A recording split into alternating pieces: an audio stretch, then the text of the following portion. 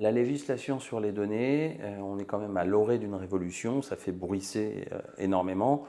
Ce qu'il faut savoir, c'est qu'il y a deux morceaux à ça, un en amont et un en bas. La législation RGDP, elle a pour objectif de changer un peu la donne par rapport à ce qu'on faisait avant avec la CNIL, par exemple, en France, mais c'est un règlement européen, donc ça ne concerne pas que la France. On a aujourd'hui l'obligation de montrer aux législateurs qu'on fait les meilleurs efforts pour ne pas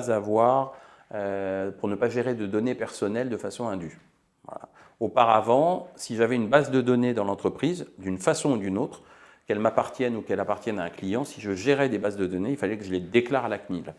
Avec la nouvelle réglementation, il n'y aura plus d'obligation de déclaration à la CNIL. En revanche, si le législateur s'intéresse à vous et à une base de données que vous avez à l'intérieur de l'entreprise, il faut pouvoir montrer qu'on a fait son best effort pour ne pas en faire un mauvais usage. Ça veut dire quoi? Ça veut dire qu'il faut avoir un data officer dans la maison, par exemple, qui est une personne qui est empowerée, comme disent les publicitaires, pour gérer toutes les problématiques de données dans la maison, montrer qu'on a tout fait en termes de sécurité des données et d'organisation interne pour ne pas gérer de façon indue de la data qui ne vous appartient pas.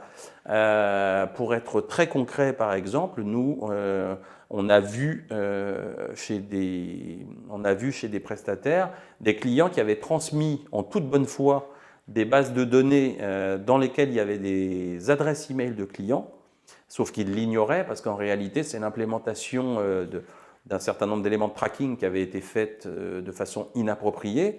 Donc le client transmet des données qui pour lui sont des données de tracking et à l'arrivée, le récipiendaire se retrouve avec une base de données dans laquelle il y a des emails clients en clair, ce qui n'est pas acceptable, sauf qu'il ne le sait pas.